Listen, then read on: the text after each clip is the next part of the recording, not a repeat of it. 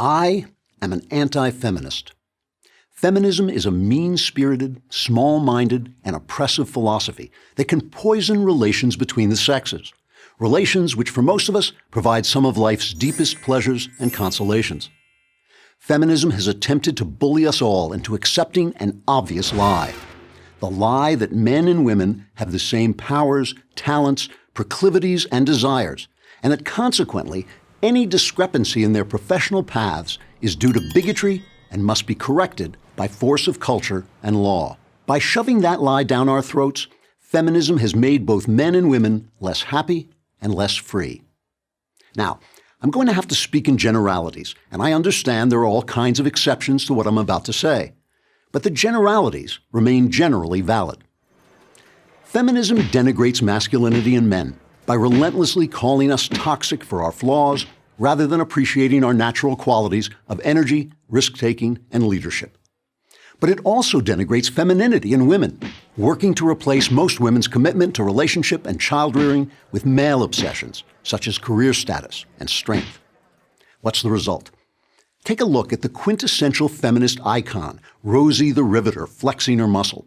The truth is, any man of the same size and fitness can make a bigger, stronger muscle than Rosie can.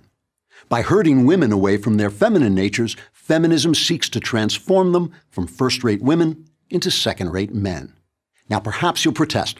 Isn't feminism simply the idea that women have the same human rights as men? No, it isn't. That philosophy is called classical liberalism, which holds that we are all equally endowed by God with the inalienable rights to life, liberty, and the pursuit of happiness.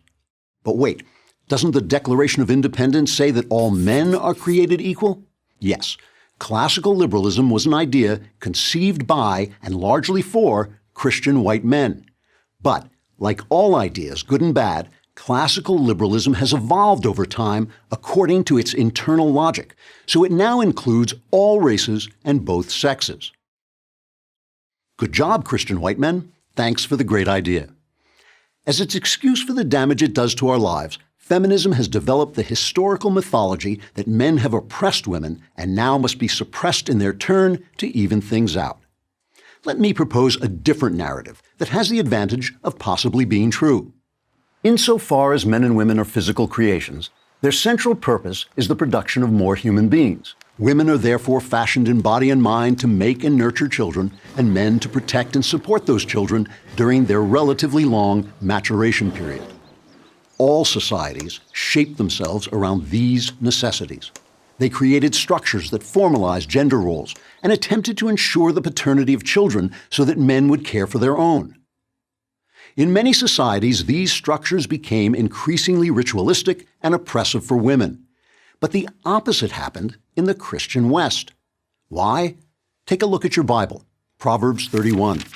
The biblical ideal of a good woman is not only strong, kind, and wise, she's also a creative and economic dynamo. Christianity sanctified motherhood in the person of Mary and celebrated women's fortitude and virtue in the female saints. The Church created a version of marriage intended to protect women and designed the philosophy of chivalry, which instructed men to use their superior strength for women, not against them. Individuals can be incredibly abusive to one another, men and women both. But over time, Christendom tended to elevate, protect, and ultimately include women as women in the great enterprise of Western civilization. Now, the developments of modernity have created special challenges for women. Industry removed clothing and food production from the home to the factory, and thus deprived homemakers of their traditional businesses. Children lost their monetary value to parents by leaving home to fend for themselves. So, while motherhood and homemaking remain the most important spiritual activities of humankind, modernity has stripped those enterprises of their former economic power. But, in a Western civilization dedicated to equal rights, these challenges come along with fresh opportunities. New technologies and effective birth control allow individual women to tailor gender roles to their personal liking or abandon them altogether. None of this is a reason to attack men. In fact, these new opportunities are largely the result of men's inventions and their ideas. And none of it requires women to abandon the femininity which is one of the graces of our world. It's just change and progress, that's all. With honest thought and goodwill, we can adapt over time without the angry, bitter, and dishonest attacks on our human nature by feminists. I'm Andrew Klavan for Prager University.